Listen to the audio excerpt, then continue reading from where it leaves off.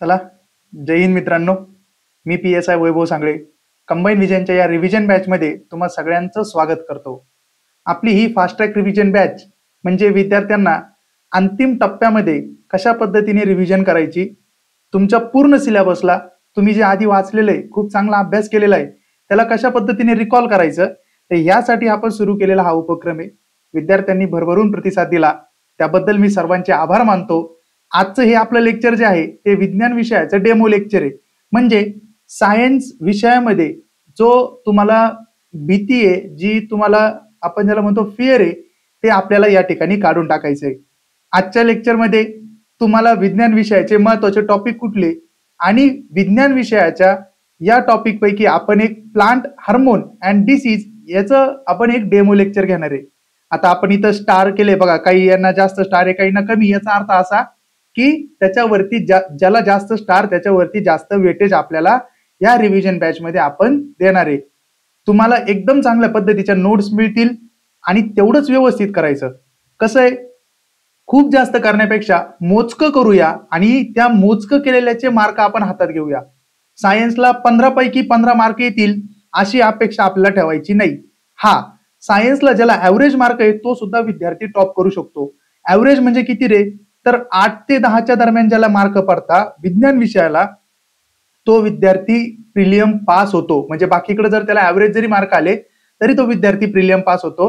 विद्यार्थ्यांची गत अशी आहे की विज्ञान विषयाला 1 किंवा 2 मार्क येतो, कधी कधी 0, कधी कधी मायनस मार्क जातात. ही गोष्ट जर मी खरी बोलत असेल तर नक्की मला कमेंट करून सांगा की ही गोष्ट खरी आहे की खोटी आहे. आता बघा, विज्ञान विषयाला निगेटिव्ह मार्क जाण्याचं कारण म्हणजे आपण ह्या विषयामध्ये अटेम्प्ट करताना ज्या गोष्टी माहित नाही त्या सुद्धा आपण अटेम्प्ट करायला जातो. अगदी जे नावं आपण आयुष्यात पहिल्यांदा वाचलेले त्याला सुद्धा आपण अटेम्प्ट करतो. आजचं या ठिकाणी विज्ञान विषयाचं डेमो लेक्चर मधून मला तुम्हाला काही महत्वाच्या गोष्टी सांगायच्या आहे या विषयाबद्दल. तुमच्या मनामध्ये या विषयाचा जो पूर्णपणे न्यूनगंड आहे तो आज पूर्णपणे आपण या ठिकाणी काढून टाकणार आहे. जी भीती आहे ती पूर्णपणे काढून टाकणार आहे. एवढेच टॉपिक परफेक्ट करा आणि विज्ञान विषयामध्ये मिनिमम, मी सांगत नाही की या बॅच मधून तुम्हाला रिव्हिजन बॅच करा आणि 15 मार्क घ्या, नाही. मिनिमम तुम्ही 8 ते 10 मार्क म्हणजे घेऊ शकतात. आणि ज्याचा खरंच खूप एक्सलंट अभ्यास आहे त्या विद्यार्थ्याला 13-14 पर्यंत मार्क येऊ शकता. आता एक अजून विषय की विज्ञान विषयासाठी मटेरियल वापरताना तुम्ही आता ज्यावेळेस आता लेक्चर बघताय त्यावेळेस तुम्ही ऑलरेडी अभ्यास केलेला आहे. म्हणजे तुम्हाला 21 डिसेंबरची परीक्षा द्यायची आहे, 4 जानेवारीची गटक द्यायची आहे, गटकला भरभरून जागा येत आहे, एक्साइज PSIच्या जागा ऍड होते आणि 2025 ची गडबच्या परीक्षेला सुद्धा ASU साठी जागा येत आहे. आता ही सगळी माहिती जरी असली पण एक होप आहे की जागा वाढणार आहे. त्यामुळं या विषयात तुम्हाला मार्क आणावे लागतील, तुम्हाला पास व्हावंच लागेल. पूर्व परीक्षा पास झाले तर मुख्यला जाणार आणि तर त्या जागांचा आस्वाद घेणार. उगा टेलिग्राम चॅनलवरती जागा कधी येणार चाळून उपयोग नाही. सत्य परिस्थिती ह्या गोष्टीची तुम्हाला एक्सेप्ट करावी लागणार. शेवटी व्यवस्थित करा. जे तुमचे मित्र तुम्हाला सांगताय की बाबा खरंच या बॅचचा फायदा होतोय तर ऐका, आपण ग्रुपवरती सुद्धा त्या गोष्टी टाकतो. त्याचं कारण पण आहे की विद्यार्थ्यांना समजावं की जी आमची मेहनत आहे ती तुमच्यापर्यंत जावी. अगदी माफक फी मध्ये आपण बॅच ठेवलेली आहे. ज्या रिव्हिजन बॅचच्या फी 5-5, 6-6, 10-10 हजार पर्यंत असतात, आपण त्याचीच फी 999 रुपये सगळ्या विषयांची रिव्हिजन त्याच्यामध्ये आपण घेत आहोत. चला सुरू करूया ह्या विज्ञान विषयाच्या डेमो लेक्चरसाठी. हे आज आपण आपली पहिली जी पायरी आहे या विषयाची ती म्हणजे तुम्हाला महत्वाचे टॉपिक कोणते ते कळलं पाहिजे. सगळे टॉपिक अभ्यासायचे का विज्ञानाचे? तर अजिबात नाही.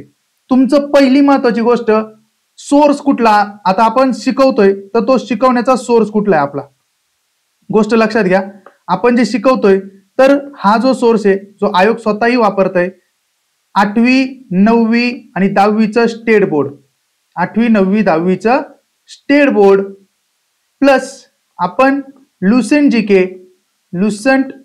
जीके आणि काही जर मार्केटमध्ये काही पुस्तकं आहेत तर त्यांच्यापैकी थोडासा आपण त्याच्यातून डेटा घेतलेला आहे. सगळं असं एकत्रीकरण जे की आणि PYQ आणि सगळ्यात महत्वाचं आयोगाचे PYQ असं सर्वांचं कंपायलेशन आपण आता ह्या लेक्चरमध्ये किंवा पूर्ण रिव्हिजन बॅच मध्ये आपण घेणार आहे. आता त्याच्यामध्ये बायोलॉजी, फिजिक्स, केमिस्ट्री टोटल आपण एक 10 ते 12 तासाची जी टोटल आपली सिरीज असणार आहे विज्ञान विषयाची ते आपण पूर्ण करणार आहे. आपण एक फास्ट ट्रॅक बॅच याच्यात आपण प्रत्येक टॉपिक नाही, परंतु ज्या टॉपिक वरती फिक्स प्रश्न आहे, फिक्स मार्क आहे, तो टॉपिक घेतो आपण. आज ज्या टॉपिक वरती 2 मार्क फिक्स येतात, म्हणजे प्लांट हार्मोन आणि प्लांट डिसीज वरती, तो टॉपिक आपण घेणार आहोत.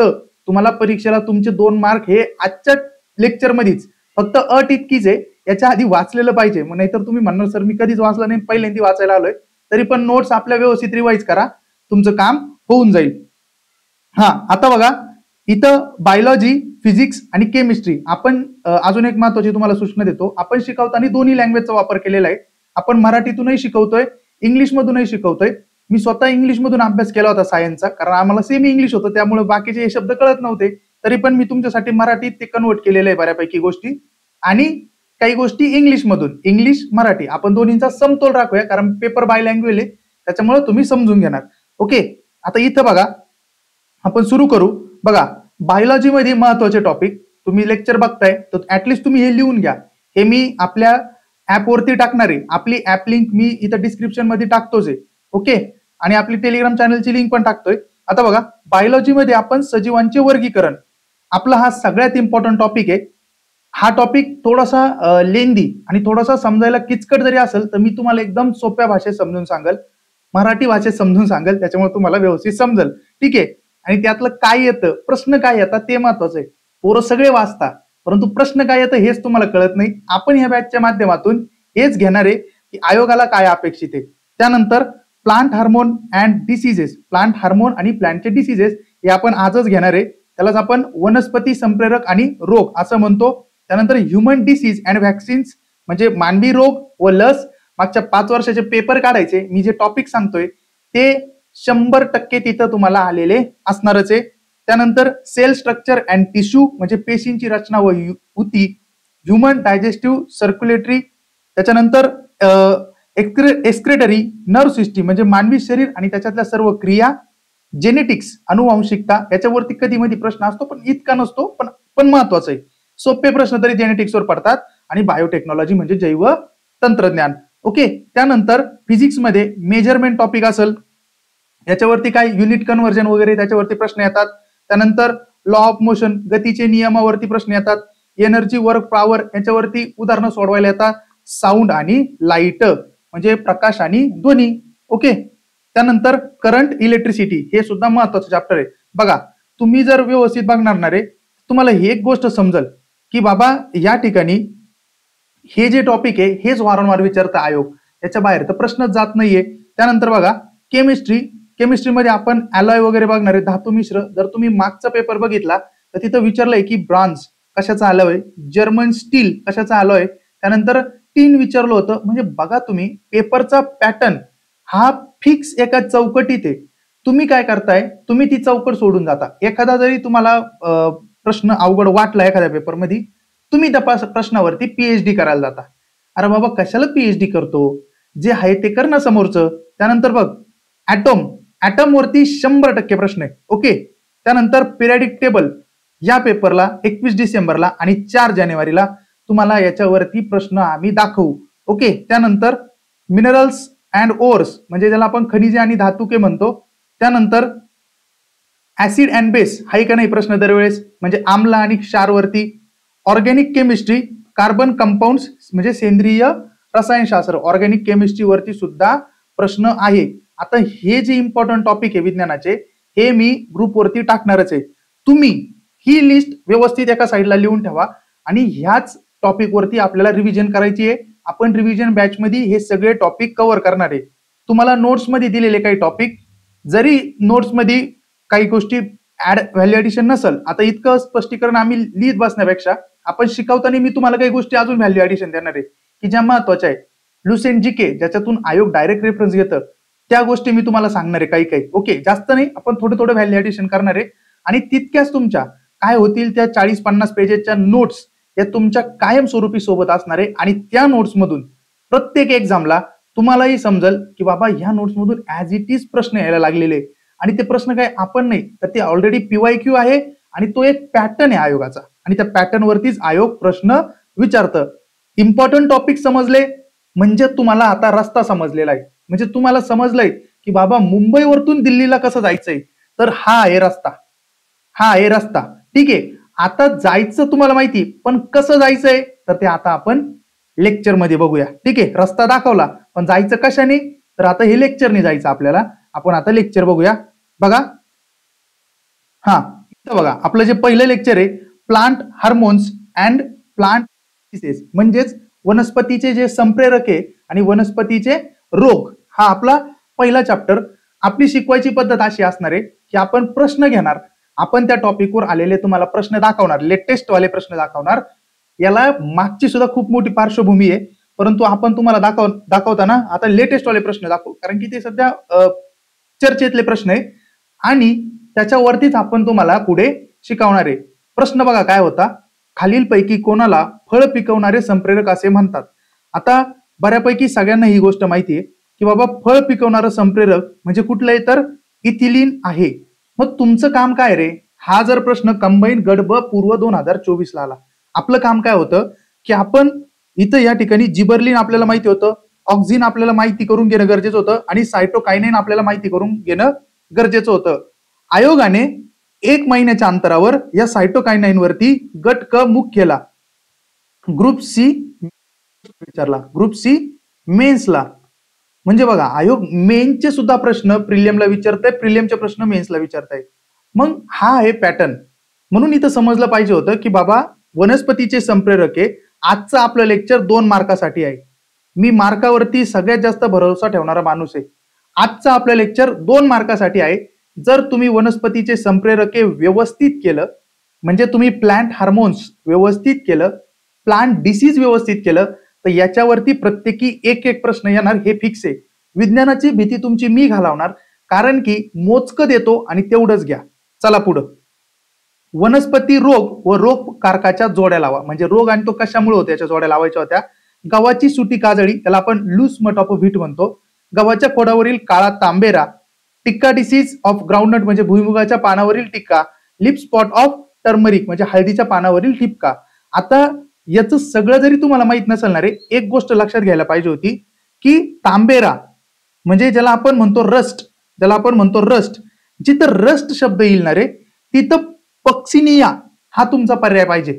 जिथं रस्ट शब्द येईल ना, रस्ट म्हणजे काय रे, आपण त्याला गंज म्हणतो, तिथं पक्सिनिया हा शब्द यायला पाहिजे. हे लक्षात घ्या, जिथं रस्ट येईल तिथं ही फंगल असते, पक्सिनिया. ओके, मग आपलं 3चं उत्तर लागतंय 4. तर या ठिकाणी 3चं उत्तर 4, ब चं उत्तर 4, बी चं उत्तर 4. एकाच ठिकाणी आपलं पर्याय क्रमांक 3 उत्तर. तुम्हाला उत्तर भेटलंय. इथं तुम्हाला इलिमिनेशन टेक्निक कशी वापरायची आपण ऑलरेडी सांगितलं होतं लेक्चर मध्ये. इथं तुम्हाला इलिमिनेशन टेक्निक सुद्धा समजतीये. मग बघा, पक्सिनिया ग्रॅमिनिस हे जे फंगस आहे याच्यामुळं हा आपला black stem rust of wheat गव्हावरती जो तंबेरा पडतो तो याच्यामुळे पडतो. त्यानंतर बघा, त्यानंतर 1 नंबरचं गव्हाची सुटी काजळी याला कोण जबाबदार आहे तर हा उस्टॅलिगो सॅगेटम. म्हणजे बघा याचे नाव जरी अवघड असेल ना, तुम्ही त्याला व्यवस्थित म्हणजे तुमच्या भाषेमध्ये जरी तुम्ही व्यवस्थित त्या ठिकाणी, आता बघा हे जर आलं ना गव्हाची सुटी काजळी, पुढच्या वेळेस फक्त एका लाईन मध्ये येईल की लूस मट ऑफ व्हीट याला कारणीभूत कोणती फंगस आहे, तर त्या ठिकाणी आपल्याला ते सांगता आलं पाहिजे. त्यानंतर बघा, भुईमुगाच्या पानावरील टिक्का याचं उत्तर 2 नंबर आहे. याचं उत्तर 2 नंबर आहे. हा जो पर्सनॅटम आहे ना, याचा ऑलरेडी प्रश्न येऊन गेलेला आहे पर्सनॅटमवर. मग आपल्याला काय करतो रे, आपण खूप आवाजावी करत बसतो. मग तुम्ही रोग करताना भुईमुग करा, गहू करा, पोटॅटो करा, तुम्ही त्या ठिकाणी तंबाखू करा, तरी तुमचे बऱ्यापैकी सगळे कव्हर होता. म्हणजे हे 4-5 जरी केले तरी तुम्हाला बाकीचे करायची गरज नाही. इथं बघा, लिप स्पॉट ऑफ टर्मरिक म्हणजे हळदीच्या पानावरती, याचं पर्याय क्रमांक उत्तर इथं दाखवायला जागा नाही. पर्याय क्रमांक उत्तर 1 आहे. याचं उत्तर काय, टॅफेरिना मॅक्युलन्स. ठीक आहे, याचे नाव जरी अवघड असू द्या तरी पण हे एकदा बघितलं तर समजतं. जसं की इथं मी लक्षात ठेवलेलं आहे, जर रस्ट जिथं शब्द आला तर त्याचं उत्तर असतं पक्सिनिया. रस्ट शब्द आला तर त्याचं उत्तर काय असतं, पक्सिनिया. टिक्का शब्द आला तर त्याचं उत्तर असतं पर्सोनॅटम.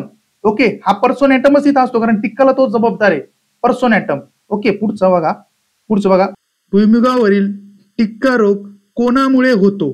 ठीक आहे, इथं काय दिलंय, भुईमुगावरील टिक्का रोग कोणामुळे होतो. तर बघा, आता वरचा प्रश्न जर तुम्ही बघितला तर इथं टिक्का डिसीज ऑफ ग्राउंडनट म्हणजे भुईमुगाच्या पानावरचा टिक्का काय रे, तर सर्कॅस्पोरिया, तर सर्कॅस्पोरियम त्याचं पूर्ण काय नाव आहे, पर्सोनॅटम. ओके, मग इथं इथं तुम्ही बघा ना रे, ऑप्शन बघा काय काय रे, इथं दिलंय फ्युसॅरियम, इथं दिलंय कोलेप्टोट्रियम, इथं दिलंय पक्सिनिया आणि इथं दिलंय सर्कास्पोरा.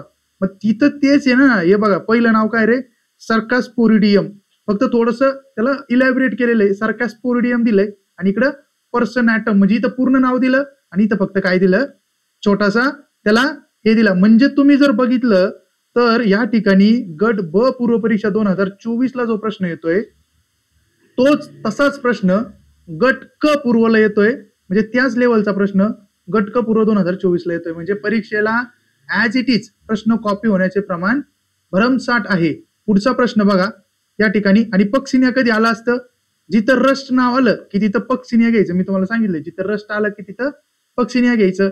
आता इथं बघा काय दिलंय की डॅश डॅश हे वनस्पतीय संप्रेरक जे पाण्याची कमतरता असल्यास स्टोमॅटा बंद करते. काय करते, स्टोमॅटा बंद करते. आता आपण बघणारे संप्रेरक वगैरे बघणारे वनस्पतीचे, तर त्या ठिकाणी जे ऍस्बॅसिक ऍसिड आहे ABA ज्याला आपण म्हणतो ABA, तर हे काय म्हणतं, हे काय म्हणतं, अरे बाबा बस कर, अरे बाबा बस कर, म्हणजे ABA म्हणजे नाही का बस कर, म्हणजे हे काय करतं तर वाढीच्या विरोधी संप्रेरक आहे, वाढीच्या विरोधी आहे, विरोधी एकदम विरोधक आहे हा वाढीच्या. म्हणून जर काही असं विरोधात आलं, म्हणजे बघा स्टोमॅटा बंद करणे, पाणी रोखणे, पानं गाळून टाकणे, उंची कुटणे, तर त्याचं कारण हे ABA म्हणजे काय, ऍस्बॅसिक ऍसिड. मग ऍस्बॅसिक ऍसिड या ठिकाणी इथं बघा दोनच ठिकाणी, एक म्हणजे ऍस्बॅसिक ऍसिड इथं ऑक्सिन दिलंय, आपण ते पुढे बघणार आहे सगळं क्लिअर मध्ये. इथं ऑक्सिन, ऑक्सिन काय रे, ऑक्सिन हा ग्रोथ हार्मोन आहे, ठीक आहे. तर ऍस्बॅसिक ऍसिड हा त्याच्या डायरेक्ट विरुद्ध आहे, आणि इथं एकमेव असं उत्तर आहे का फक्त ऍस्बॅसिक ऍसिड. या ठिकाणी पर्याय क्रमांक आपलं 4 उत्तर बरोबर आहे. चलो चलो ओके, आता आपलं लेक्चर या ठिकाणी आपलं जे मेन आपला हा जो चॅप्टर आहे तो सुरू होतोय. आपण आता प्रश्न बघितले की कशा पद्धतीचे प्रश्न येतात. आता आपण काय बघणार आहे, तर आपण या ठिकाणी चॅप्टर सुरू करतोय प्लांट हार्मोन्स, त्यालाच आपण प्लांट ग्रोथ रेग्युलेटर्स म्हणतो. यालाच आपण वनस्पती वाढीचे नियामक म्हणजे जे प्लांट हार्मोन आहे तर माणसाच्या शरीरामध्ये सुद्धा हार्मोन्स असतात, बरोबर. म्हणजे माणसाच्या सगळ्या गोष्टी ते कंट्रोल करतात. म्हणजे जर तुम्ही खुश होताय तर त्या ठिकाणी कुठला तरी हार्मोन सिक्रेट झालाय म्हणून तुम्ही खुश होताय. ओके, तुम्ही दुःखी होताय म्हणजे आपण म्हणतो ना डोपामाइन सिक्रेट झालं, नाही का. मग ते डोपामाइन काय रे, ते हार्मोन आहे. मग तुम्ही कुठलीही गोष्ट असू द्या तर तुमच्या बॉडीला जे रेग्युलेट करता ते असतात हार्मोन्स. इथं प्लांटला जे रेग्युलेट करतात ते आहे प्लांट हार्मोन्स. वनस्पती संप्रेरक, बघा इथं लक्ष द्या, वनस्पती संप्रेरक हे शारीरिक आंतरकोशीय संदेशवाहक, बघा कोण आहे तर मेसेज ट्रान्सफर करता आहेत, जे संपूर्ण वनस्पती जीवनचक्र नियंत्रित करण्यासाठी आवश्यक असतात, ज्यामध्ये उगवण, मुळे येणे, वाढ, फुले येणे, फळे पिकणे, पाने येणे आणि मृत्यू यांचाही समावेश होतो. म्हणजे वनस्पतीमध्ये या सगळ्या ज्या गोष्टी घडतात ना, जसं की त्या वनस्पतीला मुळं आले तर कुठल्या तरी हार्मोन मुळे आले, वनस्पतीची वाढ होती तर कुठल्या तरी हार्मोन मुळे होती, वनस्पतीला फुलं येत आहे कुठल्या तरी हार्मोन मुळे, ते फुलं फुलताय. म्हणजे आपण म्हणतो ना आंब्याला मोर आला, मग अरे बाबा तो मोर आला ना तर ते हार्मोन रिलीज झालेले आहे कुठला तरी. ओके, तुम्हाला वाटतंय आंबा आलेला आहे तर तो वेगळ्या हार्मोन मुळे आलाय, बरोबर, आणि आंबा पिकला वेगळ्या हार्मोन मुळे. म्हणजे या ठिकाणी झाडाला पानं आली एका हार्मोन मुळे, ती पानं गळून गेली दुसऱ्या हार्मोन मुळे. म्हणजे प्रत्येक हार्मोनचं काहीतरी कार्य आहे आणि तेच वनस्पती आणि त्याचे हार्मोन आपण ह्या ठिकाणी बघणार आहे. हार्मोन म्हणजे समजलं, आणि चला पुढे आता चला. पारंपरिकपणे वनस्पती संप्रेरकाचे 5 प्रमुख वर्ग सूचीबद्ध केले आहेत. किती आहे, 5 टाइप्स. There R 5 types. मग बघा, पहिलं आहे ऑक्झिन्स, त्यानंतर आहे सायटोकायनाइन्स, त्यानंतर आहे जिबरलिन, त्यानंतर याला गिबरलिन म्हणतात, जिबरलिन पण म्हणतात, त्यानंतर ऍब्सिसिक ऍसिड आणि इथिलीन. ऍब्सिसिक ऍसिड आणि इथिलीन बघा 5 आहे, परत सांगतो. ऑक्झिन आहे, सायटोकायनाइन आहे, गिबरलिन आहे, ऍब्सिसिक ऍसिड आहे आणि इथिलीन आहे. आता जर प्रश्न आला की हे काय आहे तर उत्तर कोणी चुकायचं नाही. हे सगळे काय तर प्लांट हार्मोन आहे, ठीक आहे, प्लांट हार्मोन्स. ओके, हा सुद्धा प्रश्न चुकायचा नाही. काय होतंय, चुकतं माणूस गडबडीत. तर हे काय तर मग केमिकल्स आहे किंवा काही पण आपण उत्तर देऊन टाकतो, प्लांट्स हार्मोन येते. चला पुढे. हा, आता इथं प्लांटचे हार्मोन बघितले आपण. मला एक सांगा रे, जर प्लांट मध्ये हार्मोन आहे तर ह्युमन मध्ये सुद्धा असतील ना? ह्युमन मध्ये मग ह्युमनचे सुद्धा काही हार्मोन्स आहे. मग त्यापैकी बघा इन्सुलिन आहे. ठीक आहे, इन्सुलिन काय करतं रे तर शुगरचं प्रमाण त्या ठिकाणी मॉडरेट ठेवतं. त्यानंतर कुठलं कुठलं आहे, थायरॉक्सिन आहे, टेस्टोस्टेरॉन आहे, इस्ट्रोजन आहे, प्रोजेस्टेरॉन आहे, हे एक्सेट्रा, हे जे सगळे काय आहे ह्युमनचे हार्मोन. मग माणसामध्ये जसं मी मगाशी म्हणलं डोपामाइन सिक्रेट झालं, माणसामध्ये हार्मोन सिक्रेट झाल्यानंतर ज्या पद्धतीने म्हणजे आपलं सगळं चेंज होतं, सगळं रेग्युलेट करतं ते हार्मोन, की डोपामाइन आलं, अरे खुश वाटलं मला.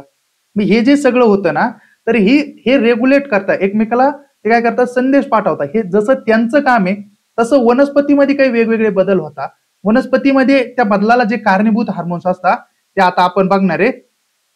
ओके, ते आपण आता बघूया. पहिला हार्मोन बघा, नोट्स. हा, नोट्स आपण एकदम सुटसुटीत त्याच्यासाठी दिलेले आहे की बाबा तुम्हाला काही अडचण नाही आली पाहिजे. ठीक आहे, पहिला हार्मोन बघा ऑक्झिन्स. ठीक आहे, ऑक्झिन. ऑक्झिन बद्दल एक गोष्ट लक्षात ठेवा, ऑक्झिन हा जो हार्मोन आहे तर या हार्मोनची जी आपण त्याला म्हणतो की शोध जो लावला तो डार्विननी लावला. डार्विन नावाचा शास्त्रज्ञ आहे, डार्विननी त्याला डिस्कव्हर केलं. ते तुम्ही लिहून ठेवा तुमच्या नोट्स वरती. आता बघा ऑक्झिन काय करतं रे, ऑक्झिन काय करतं तर ऑक्झिन हेल्प व्हेजिटेटिव्ह प्रोपोगेशन, म्हणजे वनस्पतीजन्य वाढीत मदत करतं. म्हणजे बघा वाढीला ते मदत करतंय. ओके, म्हणजे आता हे पॉझिटिव्ह हार्मोन घेऊ आपण, याला पॉझिटिव्ह वेनी घेऊ की अरे हा वनस्पतीचे वाढीचं हे कारणीभूत आहे. त्यानंतर सेल इलॉंगेशन, सेल डिव्हिजन, म्हणजे सेल इलॉंगेशन मध्ये, सेल डिव्हिजन मध्ये ते काय करतंय मदत करतंय, म्हणजे पेशीच्या विभाजनास ते मदत करत आहेत. ओके, त्यानंतर अँड फॉर्मेशन ऑफ ऍडव्हेंटिशियस रूट्स. आता हे ऍडव्हेंटिशियस रूट म्हणजे काय रे तर आकस्मिक मुळे, त्याला आपण काय म्हणतो आकस्मिक मुळे. कधी वनस्पतीला तिचे जे स्वतःचे मुळे असतात ना ते कमी पडतात. ओके, म्हणजे ज्यावेळेस वनस्पती स्वतःची मुळं, म्हणजे आपण त्याला म्हणतो की वनस्पतीला पडण्यापासून रोखण्याचं काम या हार्मोनचं राहतं. ओके, म्हणजे तुमची जर एखादं झाड आहे तर त्याला पडण्यापासून रोखणं हे काम कोणाचं आहे, या हार्मोनचं आहे. म्हणून जी आकस्मिक मुळे आहेत ती या हार्मोनमुळे त्या ठिकाणी ग्रो होतात. म्हणून या हार्मोनला म्हणजे याला it's also non as growth promoting hormone. म्हणजे तुम्ही इथं सगळं बघा, प्रत्येक ठिकाणी ग्रोथच दिसते तुम्हाला. सेल इलॉंगेशन झालं किंवा सेल डिव्हिजन झाली म्हणजे नवीन जन्म होणार सेलचा, म्हणजे ग्रोथ होतीये. व्हेजिटेटिव्ह प्रोपोगेशनला ते मदत करतंय, म्हणजे वाढीला मदत करतंय. बरोबर, याच हार्मोनमुळे हे हार्मोन सगळ्यात अजून एक महत्वाचं, झाडाच्या पानांना गळण्यापासून वाचवतं. पानांना गळण्यापासून, लिहून घ्या बरं, गळण्यापासून वाचवते, तिथं लिहून घ्या, पानांना गळण्यापासून वाचवते. ठीक आहे, हे जे हार्मोन आहे ते पानांना गळण्यापासून वाचवते. म्हणूनच प्रत्येक ठिकाणी पॉझिटिव्ह गोष्टी याच्या, म्हणूनच याला आपण काय म्हणतो ग्रोथ प्रमोटिंग हार्मोन. आहे का काही अवघड? ऑक्झिन वरती प्रश्न आला तर चुकायला पाहिजे का आता इथून पुढे? अजिबात चुकला नाही पाहिजे. ठीक आहे, चला पुढे. सायटोकायनाइन्स. आता सायटोकायनाइन बघा, सायटोकायनाइन काय करतं रे, इनहॅबिट रूट फॉर्मेशन. म्हणजे काय करतं ते काय करतं तर मुळांची निर्मिती रोखतात. सायटोकायनाइन काय करतं, जे मुळे, कधी कधी काय होतं वनस्पतीला तिच्या गरजेपेक्षा जास्त मुळे फुटायला लागतात. ओके, आणि ते सुद्धा चांगली गोष्ट नाहीये की खूप जास्त मुळे फुटणं, म्हणजे ती मुळांची निर्मिती रोखतात. Useful in plant cell tissue culture. Tissue culture मध्ये ते युजफुल आहे. Level high during max growth period of a mature plant. हे मी समजून सांगतो. Slow the ageing process in plants, म्हणजे वृद्धत्व प्रक्रिया ते काय करतात तर कमी करतात, वृद्धत्व प्रक्रिया कमी करतात. यालाच आपण सेल डिव्हिजन हार्मोन म्हणतो. काय म्हणतो? Cell division. म्हणजे झाड जास्त जागावं यासाठी हे जे सायटोकायनाइन्स आहे ते जे उपयोगात येतं ते झाडांसाठी जास्त उपयोगात येते. सायटोकायनाइनसाठी एक महत्वाचं, मिलर या शास्त्रज्ञांनी, मिलर नावाच्या शास्त्रज्ञांनी सायटोकायनाइनचा शोध लावलेला आहे.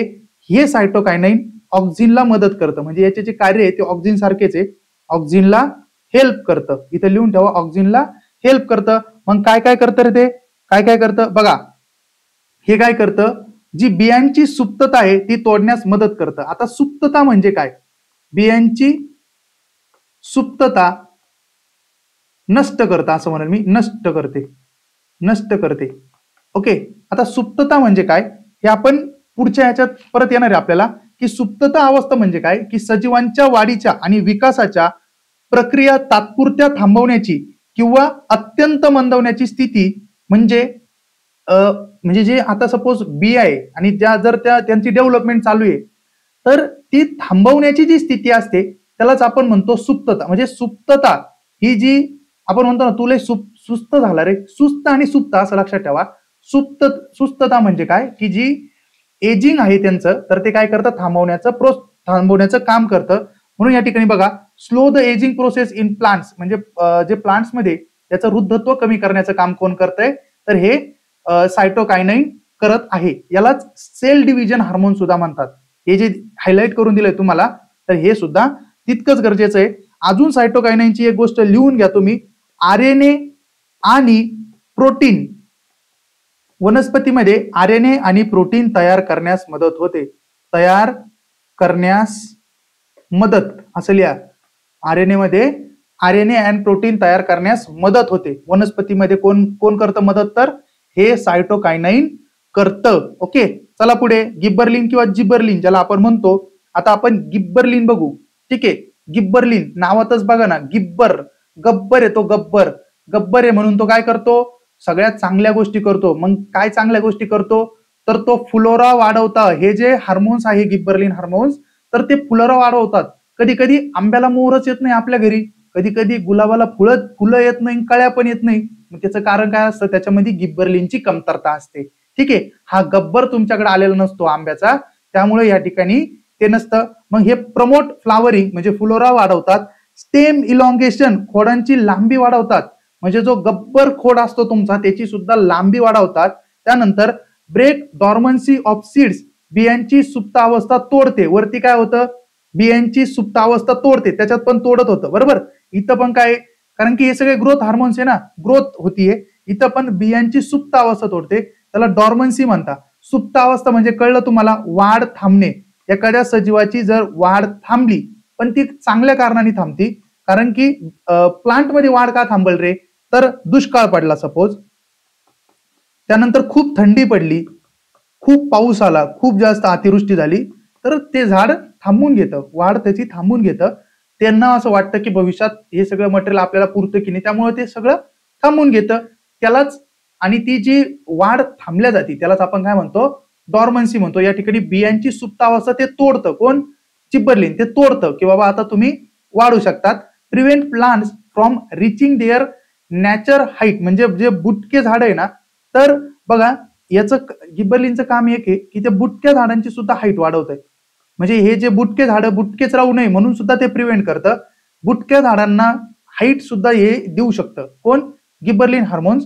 म्हणजे बुटक्यांना सुद्धा ते उंच करतं. स्पीड अप सीड जर्मिनेशन म्हणजे काय, जर्मिनेशन, सीडचं जर्मिनेशन आपल्याला माहिती आहे, ते सुद्धा म्हणजे बियांचे जे अंकुरण आहे त्याला सुद्धा ते स्पीडअप करतं. बघा ना, फुलांना स्पीडअप करतं, बियांचे अंकुर पण जे अंकुरण आहे ते पण स्पीडअप करतंय, खोडाची लांबी पण वाढवतंय, नाही का.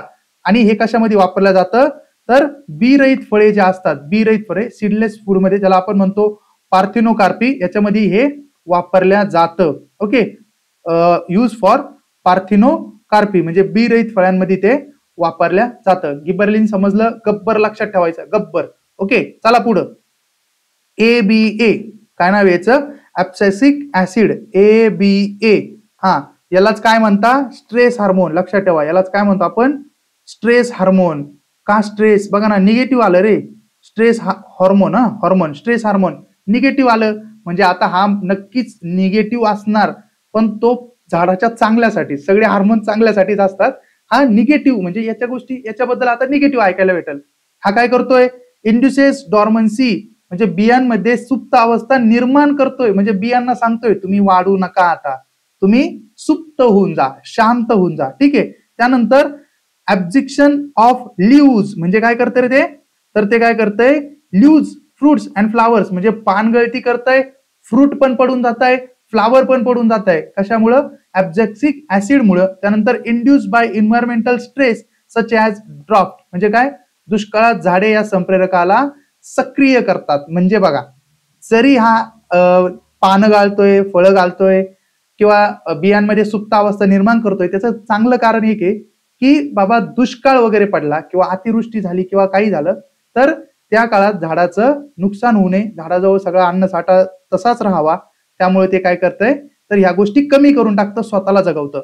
Also called as plant growth inhibitor, म्हणजे काय तर झाडाची वाढ रोखणारा संप्रेरक.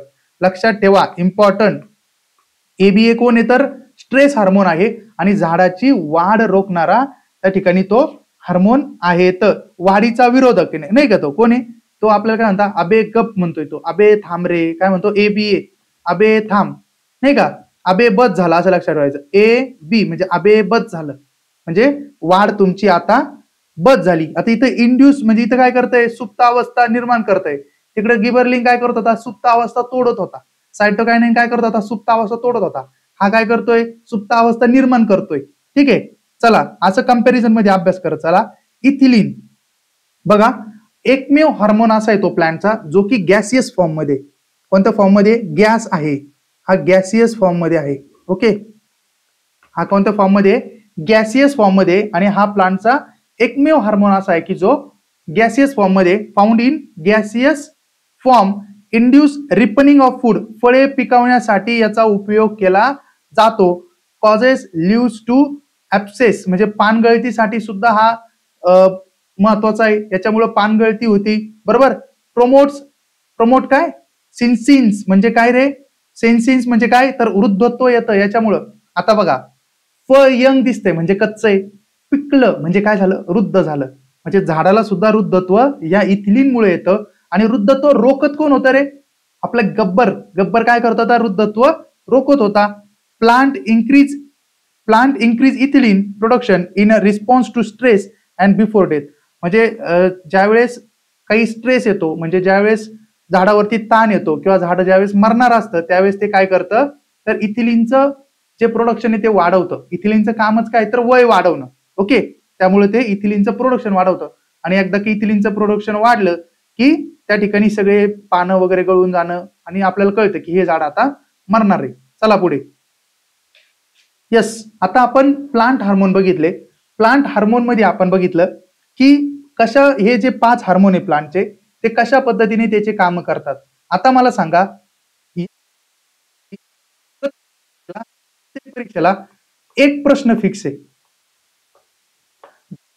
IQ, आणि प्रत्येक हार्मोन आपल्या नोट्स मधून व्यवस्थित समजून घेतला तर परीक्षेला काय अवघड वाटतंय तुम्हाला, काय अवघड वाटतंय. हेच जे हार्मोन आहे ते तुम्हाला ऑप्शन मध्ये दिसणार आहे, ABA दिसणार आहे, ऑक्सिन दिसणार आहे, गिबरलिन दिसणार आहे, सायटोकायनिन दिसणार आहे, इथिलीन दिसणार आहे. तर अवघड काय. ओके, तर एक प्रश्न आपला फिक्स झाला असं समजा. चला पुढे.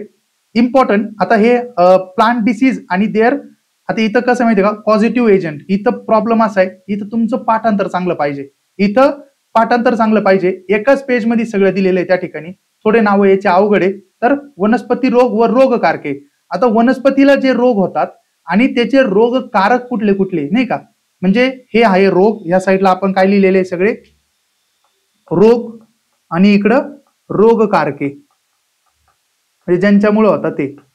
एक गोष्ट अजून लक्षात घ्या की याला 1 मार्क आहे, 15 पैकी 1 मार्क प्लांट हार्मोनला येतोय, 1 मार्क या ठिकाणी रोगकारकेला येतोय. मी तुम्हाला खूप म्हणजे आपण त्याला काय म्हणतो खूप टेक्निकली सांगण्यापेक्षा मी तुम्हाला मार्काच्या दृष्टीने सायन्स शिकवणार आहे. एकदम इझी करून आपण शिकणार. 8 ते 10 मार्क पाडा आणि मोकळे व्हा, जास्त मध्ये घुसायचं काय गरज आहे. हे स्मट म्हणजे काय, लूज म्हणजे काय, किंवा उस्टिलॅगो हा कोणत्या याचा आहे, फायलमचा आहे, किंवा ते नाही का त्यांचं कुठलं हे जीनस कुठलं आहे, काय कुठलंय, काय गरज काय मला सांगा. आपली गरज काय फक्त की मला समजलंय रस्ट आलं पक्षिनिया, मला समजलंय ना या सगळ्या गोष्टी, मी तेच करेल ना, मी बाकी कशाला भानगडीत पडेल. बरोबर आहे की नाही. मार्क पाडायचे कारण 100 मार्काचा पेपर आहे, फक्त सायन्सच नाही बाकीचेही सब्जेक्ट आहे आपल्याला. ओके, चला. माझी फक्त एकच काम आहे, तुमची सायन्स बद्दलची भीती, तुम्हाला सायन्सला योग्य मटेरियल प्रोव्हाइड करणं. हे तुमचं जर व्यवस्थित पाठ केलं तुम्ही, एवढं पेज, एक प्रश्न तुमचा फिक्स बरोबर येणार. मी अजून याच्यात काही थोडीफार व्हॅल्यू ऍडिशन देतोय. बघा, loose smut of a wheat. Okay, हे loose smut of a wheat ते इस्टेलॅगो सॅगेटम. इस्टेलॅगो सॅगेटम काय रे, इस्टेलॅगो सॅगेटम काय सांगा चला. तर तो एक फंगस आहे. हा फंगस आहे, त्याच्यामुळं loose smut of a wheat त्या ठिकाणी होतंय. Black stem rust of a wheat, rust आल्यानंतर पक्सिनिया ग्रामिनिस, जे ब्लॅक स्टेम होतो, काळा जो खोड होतोय कशाचं, व्हीटचं, म्हणजे रस्ट म्हणजे तंबेरा तुम्हाला माहिती, तर तो पक्सिनिया ग्रॅमिनिस मुळे होतो. ब्राऊन रस्ट, बघा रस्ट शब्द आला, Puccinia. Brown rust of a wheat कशामुळं, पक्सिनिया रिकॉन्डिटा. आता इथं लक्षात ठेवा, ठीक आहे. ब्लॅक म्हणजे गावाकडे ब्लॅक सॉइल असते ना, ब्लॅक सॉइल, म्हणून ग्रामीण, हे बघ ग्रामिनी. ब्लॅक जर आलं तर ग्रामिनी करा, आणि या ठिकाणी ब्राऊन जर आलं तर त्या ठिकाणी रेकॉन्डिटा करा. ओके, पुढं ब्लास्ट ऑफ राईस मग काय, मॅग्नापोर्ते ओरायझिया. आता हे ओरायझिया काय रे, हे सुद्धा फंगस आहे. हे सुद्धा फंगस आहे, जिथं जिथं राईस शब्द येईल ना तिथं तिथं ओरायझिया फिक्स येणार, ओरायझिया. ठीक आहे, ओरायझियाच म्हणा, ते सोपं वाटतंय. हे बघा राईस शब्द आला, ओरायझिया, राईस ओरायझिया. ब्लॅक ऑफ राईस, मॅग्नोपोर्ते ओरायझिया हे फंगस आहे, आणि झॅन्थोमोनस हा बॅक्टेरिया आहे. लक्षात ठेवा, हा बॅक्टेरिया आहे. लिहून घे, चला मी इथं लिहितोय बॅक्टेरिया, इथं फंगस लिहितोय, अपक्सिनिया फंगस आहे. ठीक आहे, लिहित चला. टिक्का डिसीज कशामुळे होतं, टिक्का डिसीज ऑफ ग्राउंडनट असं लिहा. टिक्का डिसीज ऑफ ग्राउंडनट, भुईमुगाचा नसतोय काय ग्राउंडनट्स, तो कशामुळे होतोय तर सेरेकोस्पोरिडियम या ठिकाणी पर्सोनेटम. मी तुम्हाला सांगितलंय टिक्का आला तर पर्सोनेटम करायचं. ही सुद्धा फंगस आहे. तर आता इथं बघा रस्ट आला, परत रस्ट आला, रस्ट ऑफ ग्राउंडनट म्हणजे परत शेंगदाण्याची रस्ट, तर तो पक्सिनिया आर्किडिस ही सुद्धा फंगस. पक्सिनिया म्हणलं की fungus. Lip spot of turmeric, याचं काय, टॅफ्रिना, टर्मरिक फॉर टॅफ्रिना. बघा टॅफ्रिना मॅक्युलन्स हा सुद्धा फंगस आहे. त्यानंतर बघा पनामा विल्ट असा जो डिसीज आहे तो कशामुळे होतोय तर फसेरियम ऑक्सिफोरम. ओके, फसेरियम ऑक्सिफोरम. बंचिट ऑफ बनाना व्हायरस, सगळ्यांना माहिती बंचिट ऑफ बनाना हे व्हायरल डिसीज आहे. लेट ब्लाइट ऑफ पोटॅटो हा कशामुळे होतो, फायटोप्थोरा इन्फेस्टन्स हा व्हायरस आहे. सगळीकडे फंजाई लिहिलंय आपण, हा व्हायरस आहे. फंगस लिहिलंय, या ठिकाणी व्हायरस आहे. या ठिकाणी हा व्हायरस आहे, हे सुद्धा फंगस आहे. हा सुद्धा फंगस आहे. फंगस व्हायरस का लिहितोय, जर उद्या आलं की कुठला फंगस आहे कुठला व्हायरल आहे तर हे तुमचं चुकायला नको. चला पुढे, अँथ्रोसिन्स. बघा या ठिकाणी अँथ्रानोज. ठीक आहे, तर याचं काय आहे, हा मँगोचा आहे, तर तो कलेक्टोट्रिकम स्पेसिस हा सुद्धा फंगस आहे. लीफ कर्ल म्हणजे जे आपण ज्याला आपल्याकडे काहीतरी म्हणतात की करपाका काहीतरी म्हणतात, लीफ कर्ली होऊन जाता बघा, टोमॅटो असेल किंवा मिरचीचे, तर तो एक व्हायरस आहे, लीफ कर्ल व्हायरस. आणि या ठिकाणी पावडरी मिल्ड्यू, मँगो, हे तुम्हाला दिसणार नाही कारण की आता हे वरती होत नाहीये, तर ते तुम्ही नोट्स मध्ये बघा. ओडियम मॅग्निफेरिया अशा पद्धतीने आपण हे डिसीज बघितले. आपण अजून त्याच्यामध्ये थोडंसं आपल्याला त्याच्यामध्ये तुम्हाला काही गोष्टी मला सांगायच्या आहे. ठीक आहे, हे डिसीज तोंडपाठ ठेवायचे. ठीक आहे, चला पुढे. अजून बॅक्टेरियल डिसीज कुठले रे, बघा बॅक्टेरियल डिसीज कुठले तर सायट्रस जे आपले लिंबूचं झाड असतं त्याला जे होतो सायट्रस कॅन्कर, ते कशामुळे होतं, झॅन्थोमोनल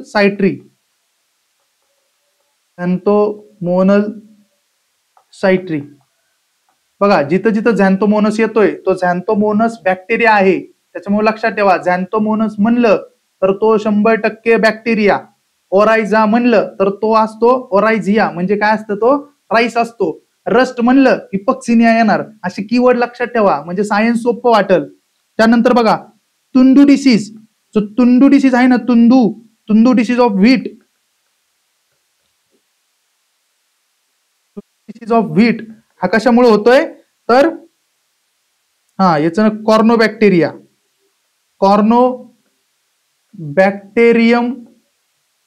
कॉर्नोबॅक्टेरियम ट्रिटिसाय पण म्हणतात. ठीक आहे, ट्रिटिसाय बॅक्टेरिया. त्यामुळे काय होतंय, कॉर्नोबॅक्टेरियम ट्रिटिसाय बॅक्टेरिया, याच्यामुळे तुंदू डिसीज ऑफ व्हीट होतोय. काय होतंय, तुंदू डिसीज ऑफ व्हीट. हे डिसीज मध्ये लिहून ठेवा, हे एका मार्कासाठी फार महत्वाचं आहे, ते डिसीज मध्ये लिहून ठेवा. आता अजून हे तुम्ही लिहून घ्या, एकदा व्हिडिओ पॉज करून लिहून घ्या. मला थोडी व्हॅल्यू ऍडिशन अजून थोडीशी माहिती सांगायची, ती तुमच्या नोट्समध्ये असू द्या, कधी ना कधी तुम्हाला 100% काम येईल. Artificial ripening of fruits. Artificial ripening आपण आताच जो इथिलीन बघितला त्याच्यामध्येच आहे. आर्टिफिशियल रिपनिंग ऑफ फ्रुट्स आहे ना, त्याच्यासाठी इथेन पण वापरता, लक्षात ठेवा, इथेन पण वापरता, और इथिलीन कधी पण येऊ शकतं. इथेन इथिलीन दोन्ही बरोबर आहे, दोन्ही पण वापरता. ठीक आहे, दोन्ही बरोबर आहे, दोन्ही पण वापरता. त्यानंतर आपण अजून 2 हार्मोन बघायचे होते आपल्याला, जे की लुसेंट जीकेच्या पुस्तकात आहे, इतर कुठं भेटत नाही. परंतु जर आयोगाने कधी त्याच्यावरती प्रश्न विचारला चुकून, तर आपलं त्याच्या बाहेर जायला नको. तर बघा 6 नंबरचा हार्मोन आहे, 6 नंबरचा हार्मोन आहे, त्याचं नाव आहे फ्लोरी. असं लिहून राहू दे, एकच लाईन लिहायची आपल्याला त्याच्यात. फ्लोरिजेन्स. फ्लोरिजेन्स नावातच फ्लोरिजेन्स आहे. फ्लोरी म्हणजे फ्लावर, यालाच काय म्हणतात माहिती का, फ्लावरिंग हार्मोन. याला काय म्हणतात, फ्लावरिंग हार्मोन. फ्लोरिजेन्स यालाच काय म्हणतात, फ्लावरिंग हॉर्मोन. Flowering hormones. मग याचं काम काय रे, हा याचा विषय असा आहे हा फ्लावरिंगचा. जरी हा फुलांसाठी आहे तरी हा पानात आढळतो. म्हणजे हा आढळतो कुठं, झाडांच्या पानात आढळतो, झाडांच्या पानामध्ये. तुम्ही सुटसुटीत लिहून घ्या, झाडांच्या पानात आढळतो. परंतु त्याचं काम काय माहिती का, फुलं उलमणे, म्हणजे जे उमलता ना फुलं उमलणे, ते उमलणे.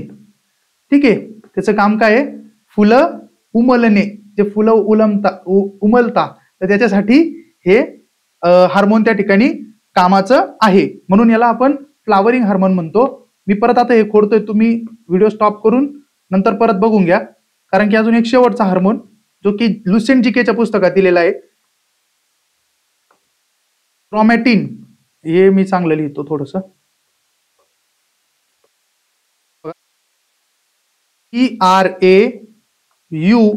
TRAUMATIN, ट्रॉमॅटिन.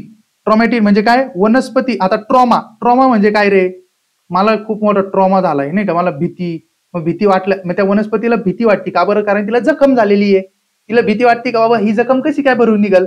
मग तो ट्रॉमॅटिन काय म्हणतो, अरे मी आहे ना ट्रॉमॅटिन, मी भरून काढेल. मग याचं काम काय आहे, वनस्पतीला झालेली जखम भरून काढणे.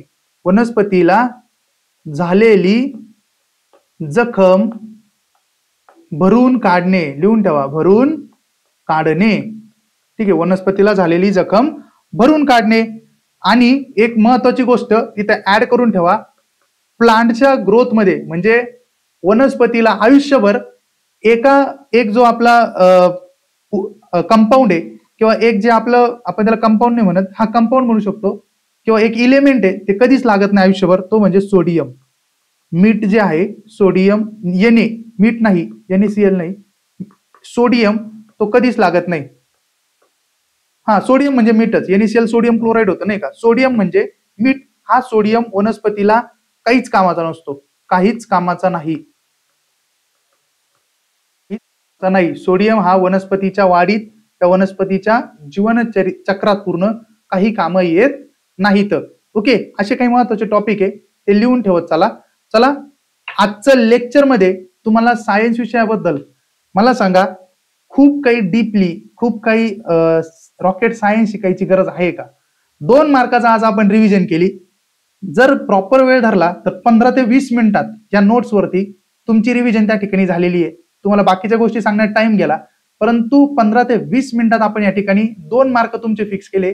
अशाच पद्धतीने आपण क्लासिफिकेशन घेऊ, त्यानंतर आपण डिसीज वरती घेणार, आपण व्हॅक्सिन्स वरती घेऊ, लाईट, साऊंड, जे चॅप्टर आपण सांगितले ते सगळे आपण घेणार आहे. या व्हिडिओमध्ये तुम्हाला हे सायन्सचं जे लेक्चर होतं, रिव्हिजन लेक्चर, आपलं फास्ट ट्रॅक रिव्हिजन बॅचचं, कंबाईन विजन जी बॅच सुरू केलेली आहे, त्याची ऍडमिशन प्रोसेस चालू आहे. तुम्ही 30 दिवस एक्झामला राहिले, तुम्ही या गोष्टीचा फायदा करून घ्या. अगदी कमी फीज मध्ये तुमच्यासाठीच ही बॅच घेऊन आलेलो आहे. सायन्सच्या ह्या टॉपिकची भीती तुमची गेली का नाही हे मला कमेंट करून नक्की कळवा, किंवा माझा जो टेलिग्राम आयडी आहे @PSI वैभव सांगळे, तर त्याच्यावरती सुद्धा नक्की कळू शकता तुम्ही की तुम्हाला हा जो व्हिडिओ आहे तो कसा वाटला. आणि व्हिडिओ जर आवडला असेल तर आत्ताच डिस्क्रिप्शन मध्ये जाऊन आपली जी ऍप लिंक आपण टाकलेली आहे तर ती ओपन करून तुम्ही ऍप इन्स्टॉल करून बॅच जॉईन करू शकता. तसेच आपल्या युट्यूब चॅनलला सुद्धा तुम्ही सबस्क्राईब करू शकता. आजच्या लेक्चरमध्ये इथंच थांबूया. भेटूया परत पुढच्या लेक्चरमध्ये. धन्यवाद.